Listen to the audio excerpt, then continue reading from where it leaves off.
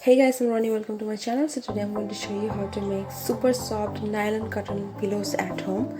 So for this guys, I'm taking this white cotton fabric. You can also use butter silk, and I have this two-piece, and I'm going to show you the measurement I've used to make this pillow. So half inches I'm gonna leave for seam allowance, and then I'm going to take the width is 15.5 inches and the length is 21.5 inches, and in both sides I'm leaving half inch for seam allowance. So I'm going to stitch this cover first.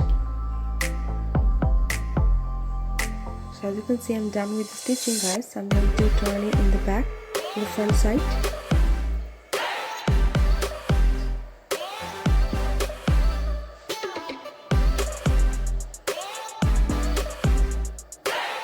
And the next step is, all you know, you need lots of cotton. I'm going to use nylon cotton for this, and I'm using 500 gram of nylon cotton for one big pillow.